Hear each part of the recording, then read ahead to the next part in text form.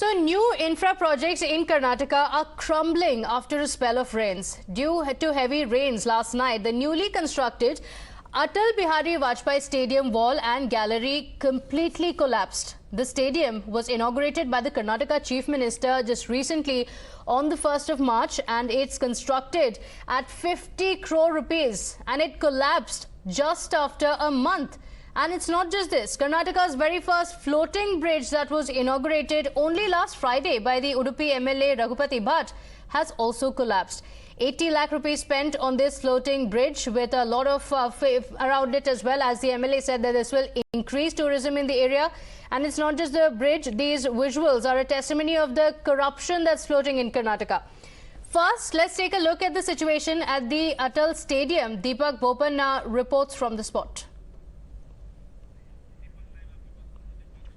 In fact, Deepak joins us live on the broadcast. Deepak, massive amount of money that's spent on this infrastructure projects, crores spent, but within just a few months, the infrastructure has crumbled completely.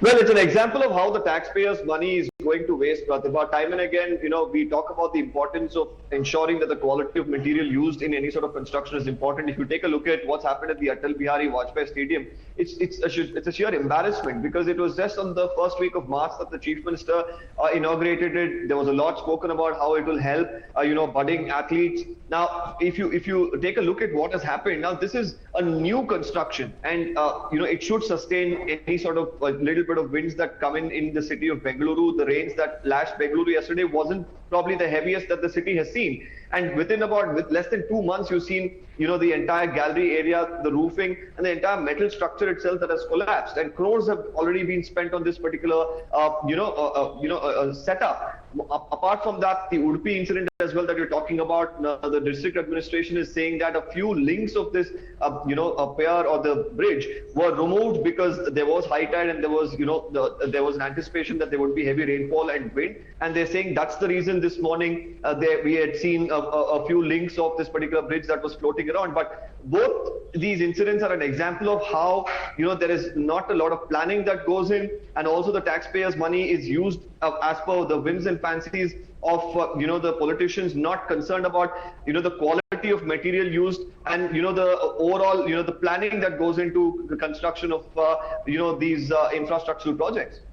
Absolutely. One inaugurated in March, one just inaugurated last week, and both of it in a lot of fanfare. Deepak, like you've been telling us, crores have been spent on these projects, and the fact that they have crumbled within just months or days is a clear testament to the kind of corruption. That's what it screams, because the construction has just begun, rains just started, and it's just one spell of rains. It's not even continuously been raining in Bengaluru, and it crumbles completely. So the civic authorities have a lot to answer.